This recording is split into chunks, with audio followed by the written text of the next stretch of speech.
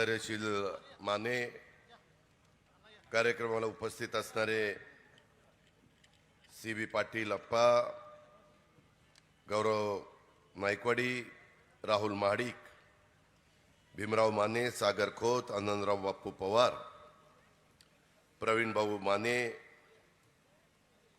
वीर कुदळे, सनी Kharade, doctor Satish Bapat, प्रसाद पाटील, केदार पाटील, विक्रमभाऊ पाटील, पृथ्वीराज पवार, आज आपल्या सर्वांच्या साक्षीनं ज्यांनी पक्षप्रवेश केलेला आहे ते आमचे संजयजी कोरे, तसंच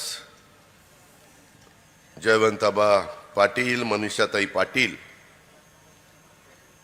सूरज पाटील, दिनेश पाटील, संजय तेवरे, सज्जना तेवरे, प्रवीण गावडे, अमर जमादार, शिवराज जाधव, मनोज ओसवाल, सुधीर मोरे, प्रदीप थोरात, त्यांच्याबरोबर आलेले असंख्य कार्यकर्ते, मी सुरुवातीलाच उपस्थित असणारे माझ्या आष्टा परिसरातील जमलेले प्रतिष्ठित नागरिक बंधू भगिनी, आमच्या महायुतीचे उपस्थित असणारे सर्व घटक पक्षांचे सन्माननीय आजी माजी पदाधिकारी, पत्रकार मित्र, बंधू भगिनींनो आणि माझ्या तरुण मित्रांनो, एकंदरीतच आज मी आष्टाच्या परिसरामध्ये ही सभा दिलेली आहे आणि तुम्हाला सगळ्यांना माहिती आहे की सध्या महाराष्ट्रामध्ये विधानसभेच्या निवडणुकीसाठी वातावरण तापायला सुरुवात झालेली आहे आणि यावेळेस आपल्या इथं संपूर्ण महाराष्ट्रात 288 मतदारसंघात एकाच वेळीस 20 तारखेला मतदान होणार आहे. एकनाथराव शिंदे असतील, देवेंद्र फडणवीस असतील, मी असेल, केंद्रातले पण नेते मंडळी येत आहेत, राज्यातले पण रामदास आठवले आणि इतर सर्व सहकारी मित्र त्या ठिकाणी प्रचाराच्या निमित्तानं फिरतायत आणि महायुतीच्या उमेदवारांना प्रचंड मताधिक्याने विजयी करण्याच्या करता आव्हान करतायत. मी पण आष्टा परिसरामध्ये आलेलो आहे. या इस्लामपूर विधानसभा मतदारसंघामध्ये महायुतीचे आणि राष्ट्रवादी काँग्रेस पक्षाचे अधिकृत उमेदवार म्हणून निशिकांत भोसले पाटील दादा यांना आम्ही सर्वांनी मिळून उमेदवारी दिलेली आहे. त्यांची ओळख आपल्याला आहे, त्यांचं काम आपल्याला माहिती आहे. मला विश्वास आहे की माझ्या इस्लामपूर, आष्टी, आष्टा या परिसरामध्ये एक चांगल्या पद्धतीचं काम हे करून दाखवल्याशिवाय राहणार नाहीत आणि म्हणून तुम्ही त्यांच्या महायुतीच्या उमेदवारी यांना त्यांनी घड्याळाच्या चित्राच्या शेजारचं बटन दाबून त्यांना प्रचंड बहुमताने महाराष्ट्राच्या विधानसभेमध्ये पाठवावं, अशा प्रकारची सुरुवातीलाच आग्रहाची, नम्रतेची, कळकळीची विनंती करतो. निवडणुका म्हटल्यानंतर आरोप प्रत्यारोप होतात, वेगवेगळ्या पद्धतीनं घोषणाबाजी होती. मी आपल्याला सगळ्यांना सांगतो की महाराष्ट्रामध्ये गेले 33 वर्ष समाजकारण, राजकारण करणारा मी एक कार्यकर्ता आहे. कुठलं काम हातामध्ये घेतलं तर ते तडीच न्यायचं. काम करत असताना शिवशाहू फुले आंबेडकरांच्या विचारधारेने सर्वांना घेऊन पुढे जायचं. मला आज स्वर्गीय विलासराव शिंदेंना मी अभिवादन करतो, त्यांना भावपूर्ण श्रद्धांजली अर्पण करतो. त्यांच्याबरोबर अनेक वर्ष मी राष्ट्रवादी काँग्रेस पक्षाचा एक कार्यकर्ता म्हणून काम केलं. त्याच्यामध्ये मला खरे एक पूर्वीची निवडणूक आठवते. मी त्यावेळेस कॉलेजला होतो, परंतु 78च्या निवडणुकीमध्ये कधी कधी घटना घडती कशी बघा. त्यावेळेस विलासरावजी निवडून आले आणि 2 नेते पराभूत झाले. मी त्यांची नावं घेऊन त्यांना अपमानित करू इच्छित नाही, परंतु त्यावेळेसच्या मंत्रिमंडळामध्ये ते दोघं पराभूत झालेले मंत्री झाले आणि विलासराव फक्त आमदार राहिले. कधी कुणाचं काय होईल राजकारणामध्ये सांगता येत नाही, परंतु विलासराव कधी खचले नाही, नावमेद झाले नाही. त्यांनी पुन्हा जोमाने आपलं काम सुरू केलं आणि जोपर्यंत त्यांच्या जीवात जीव होता तोपर्यंत आष्टा असेल, इस्लामपूर असेल, ह्या सगळ्या भागाचा सर्वांगीण विकास व्हावा याकरता त्यांनी जीवाचं रान केलं, परिश्रम केले. हेही आपल्याला विसरता येणार नाही, नाकारता येणार नाही. मी आज तुम्हाला सगळ्यांना सांगू इच्छितो की आज आमचे धैर्यशील माने हे खासदार, त्यांनी एकंदरीतच या निवडणुकीमध्ये आमचे महायुतीचे प्रमुख सहकारी मग त्याच्यामध्ये गौरव नायकवाडे असतील, राहुल महाडिक असतील, भीमराव माने अण्णा असतील, त्याच्यामध्ये आमचे सागर खोत असतील, आनंदराव बापू पवार असतील, हे सगळ्या सहकाऱ्यांना एकत्र येऊन त्यामध्ये प्रत्येकाचे वाद विवाद असू शकतात, मतमतांतर असू शकतं, विचारधारेचा एक विक्रम भाऊ पाटील देखील त्याच्यामध्ये होते, पृथ्वीराज पवार होते, अनेक सहकारी होते आणि यांनी सगळ्यांनी मिळून धैर्यशील मानेंचं ऐकलं. आम्ही मध्ये त्या बाबतीमध्ये मुंबईला पण एक बैठक झाली, तेव्हा पण राहुल महाडिक, आम्ही, मुख्यमंत्री देवेंद्रजी, आम्ही सगळे एकत्र बसलेलो होतो. तिथंही आम्ही काही मार्ग काढला. आज आम्ही जरी वेगवेगळ्या विचारधारेचे असलो तरी महाराष्ट्राच्या सर्वांगीण विकासाच्या करता भाजप, राष्ट्रवादी काँग्रेस आणि शिवसेना आणि RPI आणि इतर घटक पक्ष एकत्र येऊन आम्ही पुढे जाण्याचा प्रयत्न करतोय. कालच देशाचे पंतप्रधान नरेंद्र मोदी साहेब धुळ्याला आणि नाशिकला येऊन गेले. त्यांनी पण सांगितलं की बाबा आज मी देशाचं नेतृत्व करतो, देशातल्या अनेक राज्य पुढे गेली पाहिजे, महाराष्ट्र एक प्रगत राज्य आहे आणि ह्या राज्याला एक सक्षम अशा प्रकारचं सरकार मिळालं पाहिजे. त्याकरता देखील त्यांनी महाराष्ट्रातल्या जनतेला आव्हान केलं.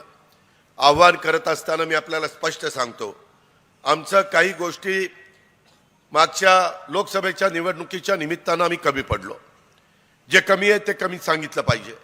त्याच्यात काही आमच्या त्रुटी राहिल्या, त्याच्यातनं आम्ही थोडा बहुत अभ्यास केला आणि त्याच्यातून ज्यावेळेस माझा कांदा उत्पादक शेतकरी हा थोडासा निर्यात बंदी केल्यामुळं वंचित राहिला, तो वंचित राहिल्यामुळं त्याच्यामध्ये नाराजी मोठ्या प्रमाणावर आम्हाला पाहायला मिळाली. त्याचा फटका आम्हाला बसला, आमच्या महायुतीच्या उमेदवारांना बसला.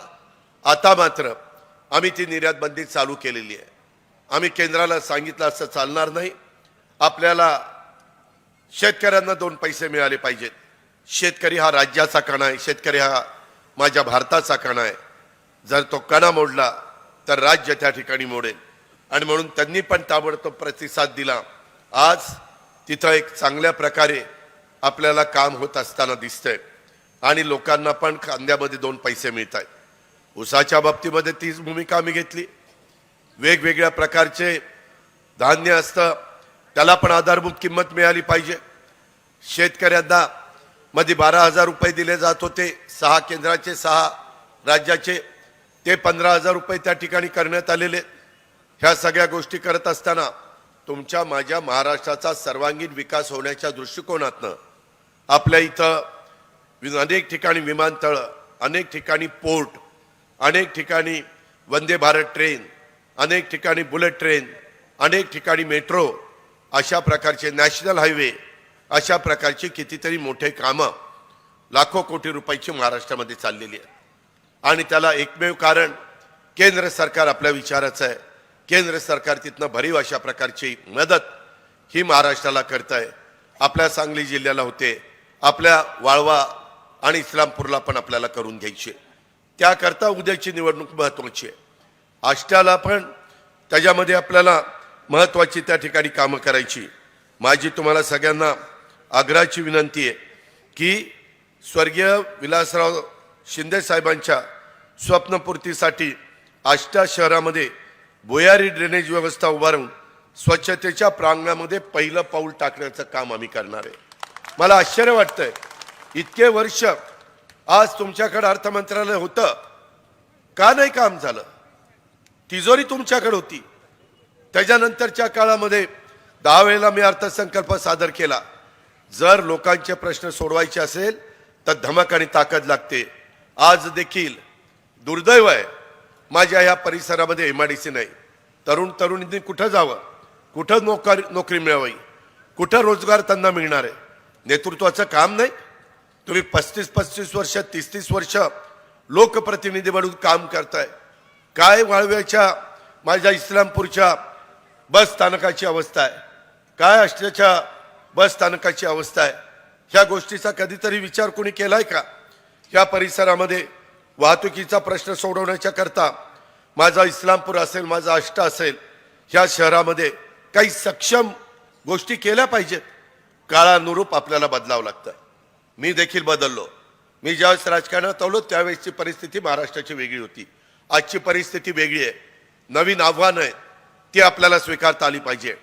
मुलांच्या मुलींच्या अपेक्षा वाढलेल्या आहेत. इन्फॉर्मेशन टेक्नॉलॉजी, बायोटेक्नॉलॉजी ह्याचं युग आलेलं आहे. त्यापासून आपल्याला बाजूला हटता कामा नये. आपल्याला तशा प्रकारचं ज्ञान तुमच्या माझ्या महाराष्ट्रातल्या मुलामुलींना, माझ्या इस्लामपूर सांगलीच्या मुलामुलींना द्यावंच लागणार आहे. त्यावेळेस लोकप्रतिनिधी खमक्या असावा लागतो. फक्त स्वतःचा स्वार्थ बघून चालत नाही. जनतेचे प्रश्न सोडवायचे असतात. सर्व जाती धर्माला एकत्र घेऊन पुढे जाण्याचा विचार करायचा असतो.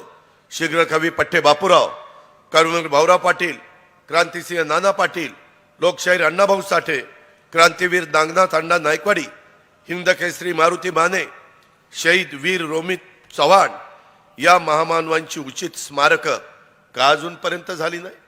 कुणी आडकाठी निर्माण केली? का नाही महामानवांचा आदर केला जात? का नाही त्यांचा सन्मान केला जात? ह्या गोष्टी कुठंतरी विचार करण्याजोग्या आहेत. काही जण त्या ठिकाणी सांगतात. मला तर मागच्या वेळेस मी इस्लामपूरला सभेला आलो, मला आश्चर्य वाटलं. इतके चांगले ह्या भागातले कारखाने, चांगल्या प्रकारे तिथं रिकव्हरी, सगळ्या काही गोष्टी जुळून आलेल्या आहेत. अशा वेळेस देखील तुम्हाला भाव देता येत नाही. मग त्याच्यामध्ये नेतृत्व कमी पडत नाही? नेतृत्वाचा हे त्याच्यामध्ये कुठंतरी त्यांच्या कामामध्ये उणीव आपल्याला भासत नाही? मी त्याही वेळेस सांगतो, तुम्हालाही सांगतो, मी माझ्या माळेगावने सोमेश्वर सहकारी साखर कारखान्याचा भाव अनुक्रमे 3636 आणि 3571 रुपये दिला. अरे दिवाळी सगळ्यांना गोडधोड करून खायची असते. आम्ही माझ्या मायमाऊलींना जे काही 1500 रुपये सुरू केलेले आहेत, माझ्या माहितीप्रमाणे इथं पण माझ्या मायमाऊली आहेत, त्यांना जुलै, ऑगस्ट, सप्टेंबर, ऑक्टोबर, नोव्हेंबर सर्व महिन्यांचे 7500 रुपये तुम्हाला पोचलेत की नाही पोचलेत? पोचलेत. आज तिथं माझ्या मायमाऊली आर्थिक सबल झाल्या पाहिजेत, सक्षम झाल्या पाहिजेत. त्यांची दिवाळी चांगली झाली पाहिजे, त्यांची भाऊबीज चांगली झाली पाहिजे, त्यांचं रक्षाबंधन चांगलं झालं पाहिजे. त्यांच्या मनामध्ये जे असेल, आष्टाच्या बाजारामध्ये जाऊन त्या माझ्या भगिनीला घेता आलं पाहिजे. तिच्या चेहऱ्यावर समाधान त्याच्यातनं दिसलं पाहिजे, आनंद त्यांच्या चेहऱ्यावर दिसला पाहिजे. आणि आमचे शेतकरी, आता आमचं पेमेंट होईल, आता आमची दिवाळी साजरी होईल. परंतु नेतृत्वाने त्या कारखान्याचं काही दिवाळीचं पेमेंट काढलं नाही. अरे तुम्हाला दिवाळी पण साजरी तुमच्या भागातल्या लोकांना करून देता येत नाही, तुम्ही कशाच्या गप्पा मुख्यमंत्र्याच्या मानता? हे असला मुख्यमंत्री, ते उगीच कशाला तरी स्वप्न बघायची, ही स्वप्न उराशी बाळगू नका. पहिल्यांदा लोकांचे प्रश्न त्या ठिकाणी सोडवा, त्यांना चांगला दर द्या. सगळी सोंग करता येतात, पैशाचा सोंग नाही करता येत.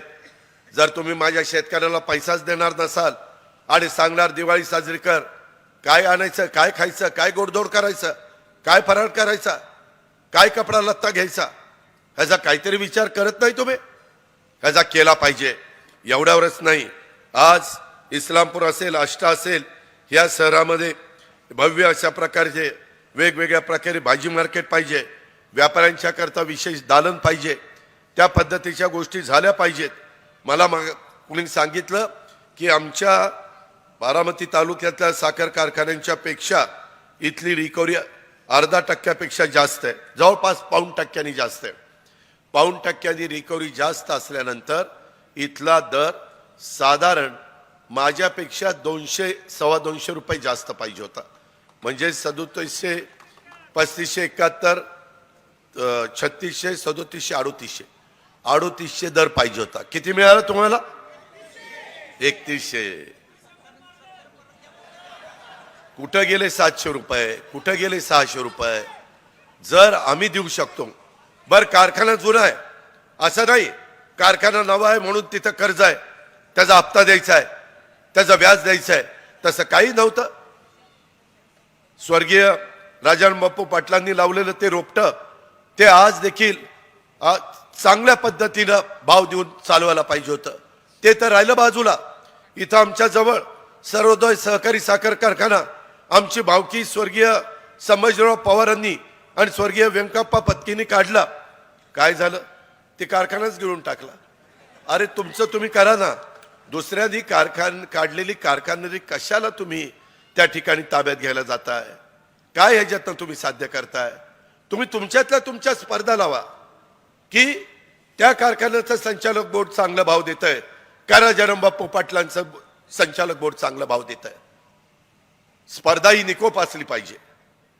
स्पर्धा ही समाजाला दोन पैसे मिळून देणारे असले पाहिजे. वैयक्तिक स्वतःच्या नेत्याचा स्वार्थ साधणारी स्पर्धा त्या ठिकाणी नसली पाहिजे. परंतु तशा प्रकारच्या गोष्टी इथं पाहायला मिळत नाही. आत्ताच मी गौरवला विचारत होतो की इस्लामपूर आष्टा परिसरामध्ये मुबलक पाणी पुरवठ्याची यंत्रणा आहे का? मला सांगितलं नाहीये, ठराविकच तास पाणी मिळतं. अरे इथनं इतकी नदी भरभरून दुथडी वाहती, तुम्हाला आपल्या भागातल्या लोकांना 24 तास 7 दिवस पाणी देता येत नाही. जो माझ्या जनतेला पाणी देत नाही त्याच्या अंगातच पाणी नाही तर ते तुम्हाला पाणी कसं देणार? त्याचा विचार तुम्ही त्या ठिकाणी केला पाहिजे. मित्रांनो, दर्जेदार शिक्षण, उत्तम प्रकारचं आरोग्य, त्याच्या संदर्भामध्ये लोकांच्या करता एक चांगल्या प्रकारच्या सुविधा, ज्या मूलभूत गरजा असतात त्या मूलभूत गरजा, कायदा सुव्यवस्थेची परिस्थिती चांगली ठेवण्याच्या करता प्रयत्न करणं. मला तर सांगण्यात आलं इस्लामपूर आष्टा येथे 35 वर्षापासून रखडलेलं पोलीस अधिकारी आणि कर्मचारी निवासस्थान अजून मार्गी लागलं नाही. वास्तविक अनेकांनी आपल्या आपल्या भागामध्ये आम्ही निधी दिला. अर्थमंत्री म्हणून अनेक आमदार येतात, आम्हाला पोलीस कर्मचाऱ्यांच्या करता उत्तम प्रकारचं त्या ठिकाणी सुसज्ज अशा प्रकारची निवासस्थानं बांधायची, अधिकारी वर्गाच्या करता बांधायची. आम्ही निधी देतोय. आज महाराष्ट्रात झालंय. आज बारामतीमध्ये येऊन बघा, आम्ही स्वतः करून दाखवलं. अष्टाकरांनो, मी तुमच्याकडे येतो त्यावेळेस मी माझ्या भागामध्ये व्यवस्थितपणे गोष्टी केल्यात, त्यावेळेस तुम्हाला सांगायला आलोय. फक्त माझा भाग पुढे जाऊन चालणार नाही. चांद्यापासून बांद्यापर्यंत सगळा महाराष्ट्र पुढे गेला पाहिजे आणि त्याच्यातून गोरगरिबांचं राहणीमान बदललं पाहिजे. त्यांच्या संसाराला त्या ठिकाणी मदत झाली पाहिजे. त्यांना एक समाधानाने जीवन जगता आलं पाहिजे. परंतु तशा पद्धतीच्या गोष्टी या ठिकाणी होताना दिसत नाही. आज स्वर्गीय विलासराव शिंदेंचं एक स्वप्न होतं, त्यांनी उराशी बाळगलेलं. माझ्या ह्या परिसरामध्ये तरुण तरुणींच्या हाताला काम मिळावं. काम कसं मिळेल? MIDC काढल्यानंतर मिळेल. MIDC झाली का? MIDC करताच आली नाही. वास्तविक बाकीकडं मोठ्या MIDC, 5 स्टार MIDC, महाराष्ट्रामध्ये 5 स्टार MIDC, मोठ्या MIDC, मिनी MIDC, किती प्रकारच्या MIDC झाल्या. आपण तर महत्वाच्या रोडच्या जवळ आहे. मुंबई, पुणे, कोल्हापूर, बेंगलोर महत्वाचा रस्ता आहे. आपल्या इथं खरं तर दुर्दैव आहे. मला एक कळत नाही, इतके मोठे मोठे नेते इथं होऊन गेले. मला पूर्वीच्या नेत्यांना दोष द्यायचा नाही, परंतु अलीकडच्या काळात 99 पासून जे सातत्याने सत्तेवर 5-1 वर्ष अपवाद वगळता त्यांना देखील सांगली जिल्ह्यामध्ये साधं विमानतळ तयार करता आलं नाही. जिल्ह्याला विमानतळ नको? विमानतळ पाहिजे. उद्याच्याला उद्योगपती ज्यावेळेस दिल्लीवरून, मुंबईवरून, बेंगलोरवरून कुठं येतात, त्यांची अपेक्षा असते त्यांचे स्वतःची विमानं असतात, हेलिकॉप्टर असतात. टेक ऑफ केलं त्या MIDC मध्ये उतरतात विमानतळावर, तिथून स्वतःच्या कारखान्यामध्ये व्हिजिट करतात, संध्याकाळ झाली विमानातनं परत घरी. अशा प्रकारची व्यवस्था पाहिजे. आज आम्ही बारामतीमध्ये विमानतळ काढलं, MIDCतच काढलेलं आहे. आज बाकीच्या ठिकाणी आम्ही विमानतळ काढतोय. आत्ता मध्ये कोल्हापूरला नाईट लँडिंग दरेशील खासदार साहेब तुम्ही त्या ठिकाणी पाठपुरावा करून केला. त्याच्यानंतर तुम्ही तिथला टर्मिनल मोठा केला, तिथं आता लोकांची सोय झाली. नेतृत्व असं असावं लागतंय. नुसतं असं आला का? अरे काय असं काय ला का? काय सांगता आता? काय सांगता? काय भाऊ काय सांगतो? काय सांगतोय ते तुझ्या डोक्यात शिरानं काय सांगता? असं नाही. मी त्यांची चेष्टा करत नाही. प्रत्येकाचा मान सन्मान ठेवला पाहिजे, ती आम्हाला स्वर्गीय यशवंतराव चव्हाण साहेबांनी शिकवण दिलेली आहे. आम्ही त्या रस्त्याने जाणारे माणसं आहे. पण किती दिवस लोकांना असंच सांगून आज मी मगाशी आमचे सहकारी जयंतराव पाटलांचे त्या ठिकाणी अनेक वर्ष त्यांना साथ देणारे आमचे संजयराव कोरे असतील, त्याच्यामध्ये मनीषाताई पाटील असतील, सूरज पाटील, दिनेश पाटील, संजय तेवरे, संजना तेवरे, जयवंत पाटील, प्रवीण गावडे, अमर जमादार, शिवराज जाधव, मनोज ओसवाल, सुधीर मोरे, प्रदीप थोरात हे का आपल्यापासून दूर गेले? अहो, मला तर संजयराव कोऱ्यांनी सांगितलं त्यांचं बापूंच्या पासून, त्यांच्या वडिलांच्या पासून ते त्यांच्या बरोबर आहेत. आज एक एक दोन दोन पिढ्या ही लोक आपल्या बरोबर राहिली, आज आपल्यापासून बाजूला जात आहेत. याचा अर्थ कुठंतरी आपण कमी पडतो की नाही, कुठंतरी आपलं काहीतरी चुकतंय की नाही. कशामुळे हे सगळ्या गोष्टी होत आहेत? हो का, आली चिठ्ठी. त्यांचं कासेगाव, बापूंचं स्वतःचं गाव, तिथलं पोलीस स्टेशन आजही भाड्याच्या घरात. अरे काय रे, तुम्हाला स्वतःच्या गावचं पोलीस स्टेशन बांधता येत नाही आणि ह्या पद्धतीनं तुम्ही राज्याचं नेतृत्व करायला मी निघालेलो आहे, कशाला सगळीकडे भाड्याची पोलीस स्टेशन करायला? अरे काय, हे बरोबर नाही. अरे तुमच्या हातात, माझ्या हातात तिजोरी आली. विचारा आमदारांना, जो आमदार येईल महायुतीचा त्याला सगळ्या गोष्टी दिल्या का नाही? धैर्यशील पूर्वी आम्ही एकत्र होतो त्यावेळेस, आताही एकत्रच होय, परंतु पूर्वी राष्ट्रवादीत होतो त्यावेळेस जिल्हा परिषदेचा अध्यक्ष होता, एक तडफेनं काम करणारा कार्यकर्ता. आज खासदार झाला, दुसऱ्यांदा खासदार झाला.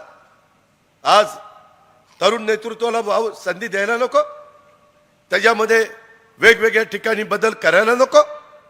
त्याच्या संदर्भामध्ये रस्त्यांची अवस्था बघा. पेठ नाकावर त्यांच्याच बँकेसमोर एका प्रसिद्ध वकील महिलेचा जीव गेला 4 दिवसापूर्वी. गेलेला जीव येणार आहे? चांगले रस्ते करायला काय होतं? तुमच्या हातामध्ये सगळं काही राज्याची तिजोरी होती, ती तिजोरी काय काय केलं तिथं? अहो, तुमच्याकडे ज्या असणाऱ्या त्या संस्था, मला तर मगाशी संजय कोरेंनी सांगितलं, दादा आमची सूतगिरणी पण बंद पडली. अरे पट्ट्या, सूतगिरणी तुम्हाला चालवता येत नाही, ती बंद पडली. त्या पोरापोरींनी कुठे जायचं आता कामाला? आणि तिथं प्लॉटिंग चाललंय, प्लॉटिंग, आणि दुसऱ्याला विकण्याचं चाललं. अरे अशी कुठे MIDC असते का? MIDC मध्ये मोठा एखादा प्रोजेक्ट आणायचा असतो. आता तुमचे नाती गोती चांगल्यांची झाली, म्हणजे किर्लोस्करांची झाली. सांगा ना पाहुण्याला, एक कारखाना टाकरे इकडं, सांगा. त्याच्यामध्ये व्याही आहेत ना तुमचे, मग व्याहीने ऐकायला नको? बरं, आपली बाजू लेकाची आहे, त्याची बाजू लेकीची आहे. त्याच्यामुळे साहजिकच त्यांनी त्यांचीच गुंतवणूक करावी, टाकावी. आमच्या आष्टा, आमच्या इस्लामपूर, आमच्या वाळवा तालुक्यातल्या जे गरजू मुलामुलींना, पुढाऱ्याच्या पोरापोरींना नाही, नाहीतर पुन्हा तिथं चेअरमनचा चिकटला, तिथं डायरेक्टरचा चिकटला. अरे डायरेक्टर चेअरमन बसा ना, गोरगरिबाची पोरं लावा ना. त्यांनी काय तुमच्याकडे नुसतं बघत बसायचं का? ह्या गोष्टीचा विचार करायला नको? ह्या पद्धतीनं जो काही कारभार चाललाय ह्याला काही अर्थ नाहीये, असं ह्या ठिकाणी मला तुम्हाला सगळ्यांना सांगावंसं वाटतं. मित्रांनो, ह्याच्यामध्ये बऱ्याच काही काही गोष्टी, कधी कधी तर असं का कुणाला कुठंतरी उभं करणार आणि असा का त्याचा काटा काढणार की त्यालाच बाद दिशा आपटणार. तुमच्याच इथलं उदाहरण सांगतो. त्याच्यामध्ये 2017ला जिल्हा परिषदेच्या निवडणुका राष्ट्रवादी काँग्रेस पक्षातनं बागणी जिल्हा परिषद मतदारसंघात वैभव शिंदे, आमच्या विलासरावांचे चिरंजीव यांना उमेदवारी दिली आणि अपक्ष उमेदवार उभा केला आणि त्या वैभव शिंदेचा पार त्याचा बाकराच करून टाकला. ही काय पद्धत? त्यापेक्षा त्याला सांगायचं ना, वैभव मला तुला नाही रे तिकीट द्यायचं, मला ह्याला तिकीट द्यायचं, निवडून आणायचं. पण उभा करायचा आणि नंतर तिथं मॅच फिक्सिंग करायचं, मिलीभगत करायची. हे जे काही चाललंय, किंवा इस्लामपूरच्या नगरपालिकेच्या निवडणुकीमध्ये स्वर्गीय पैलवान चंद्रकांत पाटील यांना उमेदवारी देऊन अपक्ष उमेदवार उभा करून पक्षाचा उमेदवार पराभूत केला. अशा पद्धतीनं कशी जवळची माणसं जवळ राहणार? जर नेताच काट्याने काटा काढायला लागला तर माणसांनी निष्ठा ठेवायची कुणावर? विश्वास ठेवायचा कुणावर? ह्याचा कुठेतरी विचार केला गेला पाहिजे ना. आज मी आपल्याला सगळ्यांना सांगतो की आपल्याला महाराष्ट्राला पुढे न्यायचं आहे. आज फार वेगळ्या प्रकारचं राजकारण चाललंय. आम्ही महाराष्ट्रामध्ये ज्यावेळेस एकनाथराव शिंदे, देवेंद्रजी, मी आणि आमच्या सगळ्यांनी मागचा अर्थसंकल्प सादर केला त्यावेळेस 75,000 कोटी रुपयाच्या योजना तुम्हाला दिल्या. माझ्या मायमाऊलीला मुख्यमंत्री माझी लाडकी बहीण योजना दिली की नाही? ती दिली. माझ्या बांधवांना 3, 5, 7.5 हॉर्स पॉवर विजेचे पंप, इलेक्ट्रिक पंप मोफत, त्या ठिकाणी वीज मोफत, बिल शून्याचं त्या ठिकाणी केलं. ते आम्ही त्या बाबतीमध्ये करून दाखवलं. मुलींचं शिक्षण इतके दिवस त्यांना 50% रक्कम द्यावी लागायची कॉलेजला, ते काढून टाकलं. तिला पूर्ण माफ करून टाकलं. ते पैसे आम्ही देणार. सिलेंडरच्या किमती वाढल्या. उज्ज्वलामध्ये असणाऱ्यांना 3 गॅस सिलेंडर देण्याचा निर्णय घेतला. माझे शेतकरी दुधाचा व्यवसाय करतात, परवडत नाही. ग्राहकालाही परवडावं, ह्यांनाही परवडावं म्हणून लिटरला कालच्या 1 ऑक्टोबरपासून 7 रुपये अनुदान केलं. पहिलं 5 होतं, अजून वाढवलं. त्याच्यावर तिथं काही पैसे लागले. 12वी डिप्लोमा डिग्री त्याच्याकरता आम्ही प्रशिक्षण देण्याच्या करता एक मानधन द्यायचं ठरवलं. 10 लाख विद्यार्थ्यांना साधारण त्याला आम्हाला 8,000 कोटी रुपये लागत आहेत. अशा सगळ्याची बेरीज केली तर 75,000 कोटी रुपये लागत होते. मी बजेट तुमचं पेश केलं 6.5 लाख कोटीचं. पगाराला पैसे लागले त्यावेळेस 3 लाख कोटी, बाकीचं ह्याच्यात 5 लाख कोटी आणि इतर डेव्हलपमेंटच्या करता महाराष्ट्राच्या सर्वांगीण विकासाला पैसे दिले. ह्या पद्धतीचा कारभार. माझ्यावर एवढे अष्टकारांनो आरोप झाले. अजित पवारांनी दिवाळखोरी राज्याची केली, तिजोरी रिकामी केली, त्याच्यामध्ये आता पगार होणार नाही, महिलांना पैसे मिळणारच नाही, हा चुनावी जुमला आहे, त्याच्यामध्ये पैसे अकाउंटला जाणार नाही. आणि सगळे पैसे अकाउंटला जातात. यांच्याही डीबीटी केलं, यांच्याही वीज माफी केले, त्याच्यावर पैसे भरायचा प्रश्न नाही. झिरोचं बिल शेतकऱ्यांना दिलं की नाही? तुम्हाला शेतकऱ्यांना झिरोचं बिल दिलं.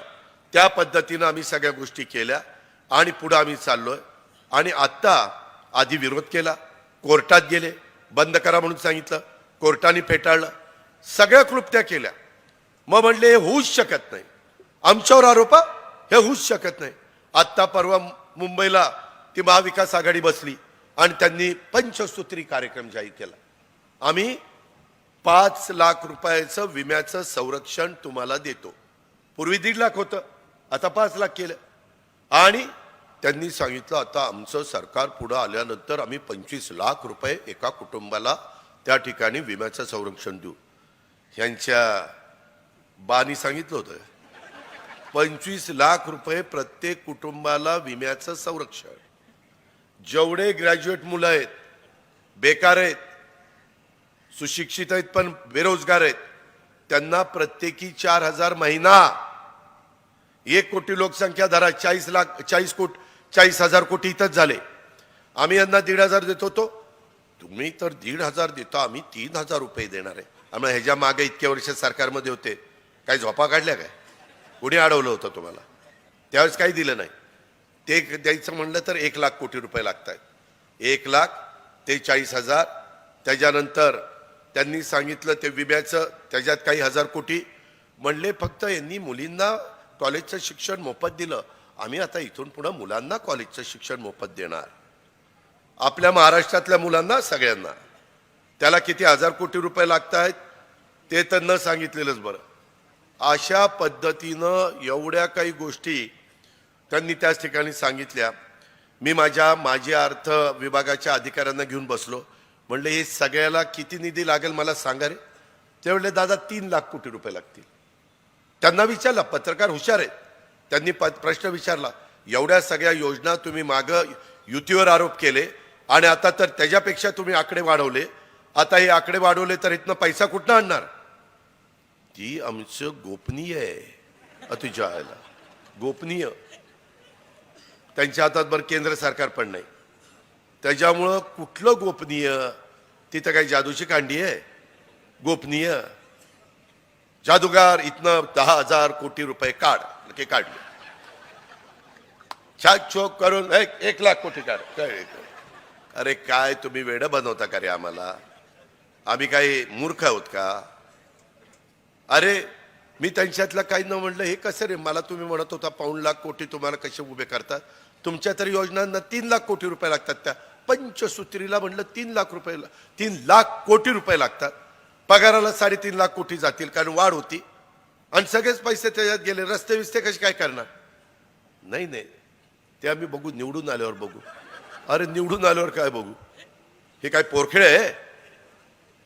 13-14 कोटी जनतेचा महत्वाचा जीवाभावाचा प्रश्न आहे आणि निवडून आल्यावर बघू. मी त्याच्यात आता माझ्याही ओळखीचे आहेत ना, माझ्याबरोबर बरेच काम केलेले बरीच वर्ष. ते म्हणले दादा आमची मिटिंग झाली आणि म्हणले राव माझी लाडकी बहीण फारच लोकप्रिय झाली आणि ती योजना इतकी लोकप्रिय झाली की महिला म्हणतात की आता लाडक्या भावालाच मत द्यायचंय. कोण म्हणलं? त्या सावत्र भाऊ. हिमगी याला चुलीत तिकडे सावत्र भाऊ नाही, लाडका भाऊ. एकनाथ शिंदे, देवेंद्र, अजित पवार लाडके भाऊ आणि आमच्या ह्या लाडक्या बहिणी. ते आमचं बरोबर त्या ठिकाणी अंडरस्टँडिंग ठरलंय.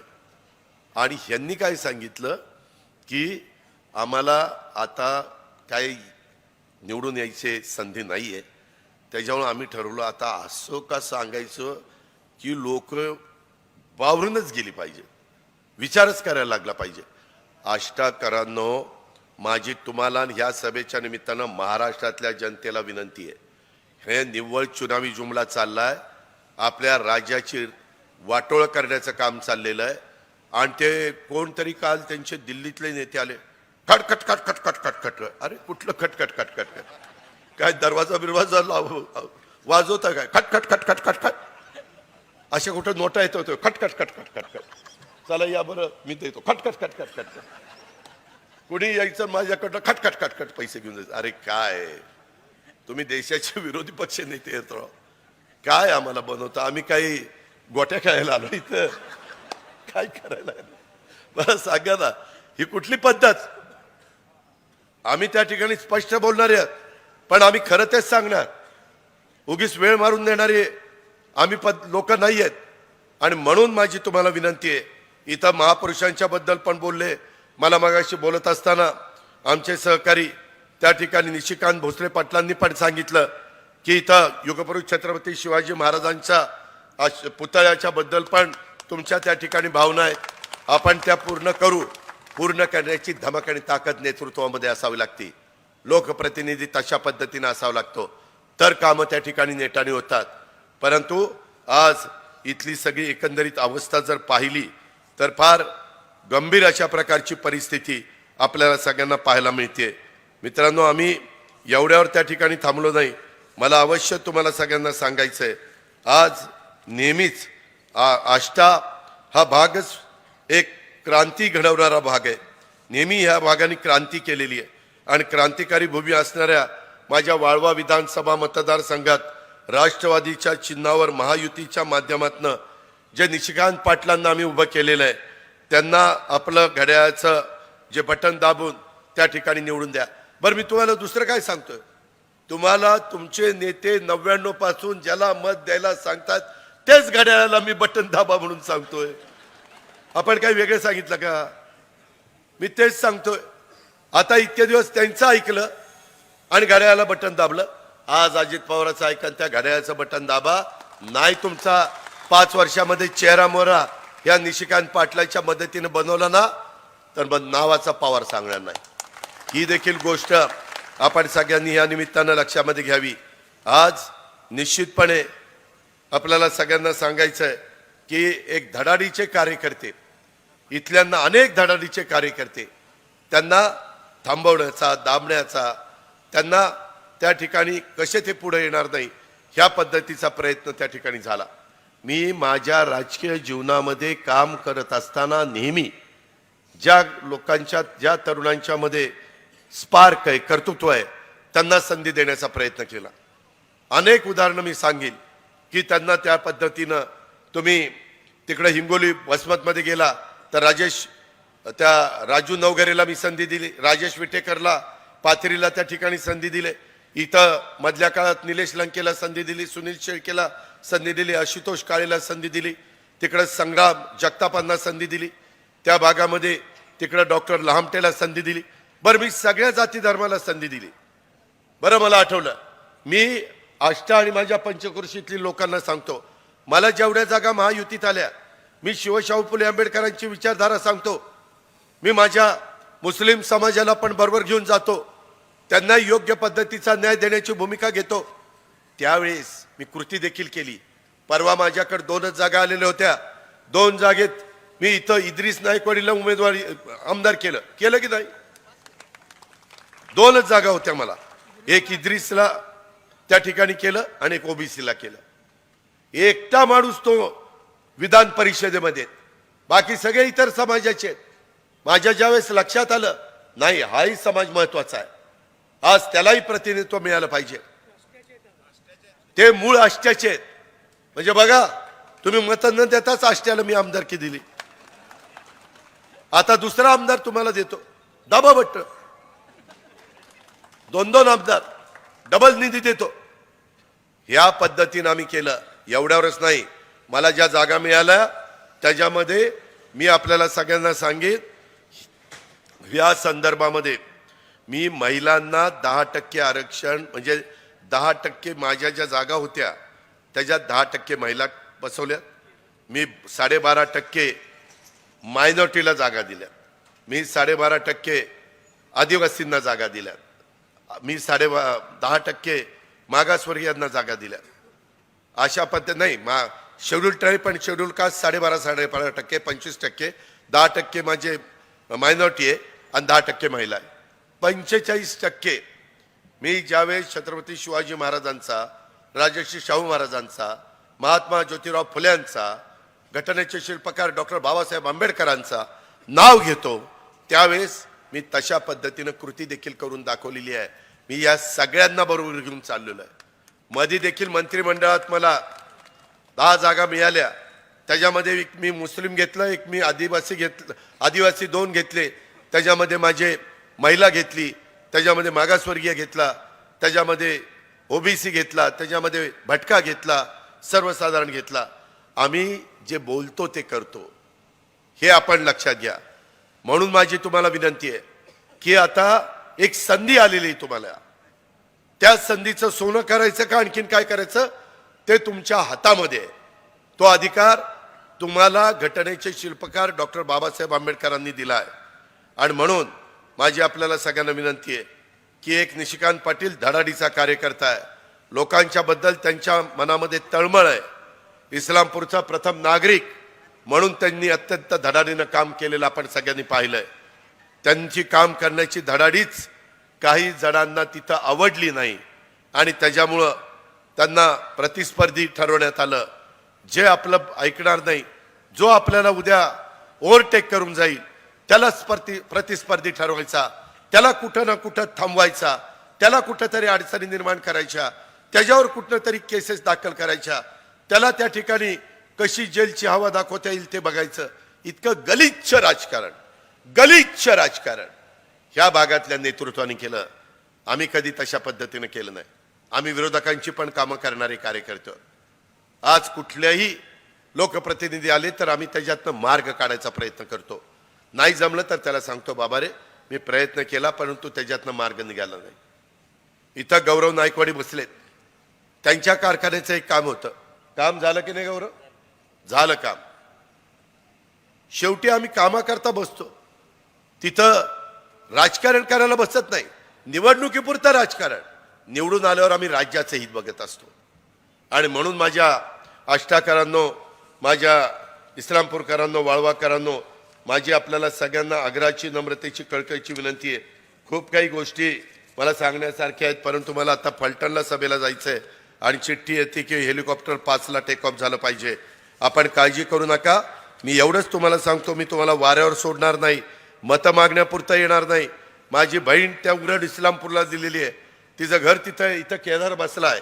त्या केदारला विचारा, जाता येता केव्हाही तुमच्याकडे येईल, तुम्ही बोलवाल त्यावेळेस मी येईल, तुम्हाला वाऱ्यावर सोडणार नाही. हा शब्द तुम्हाला ह्या निमित्तानं देतो. पण त्याकरता महायुतीचे उमेदवार, राष्ट्रवादी काँग्रेस पक्षाचे उमेदवार या नात्याने आमच्या निशिकांत भोसले पाटलांना आपण प्रचंड मताधिक्याने विजयी करा.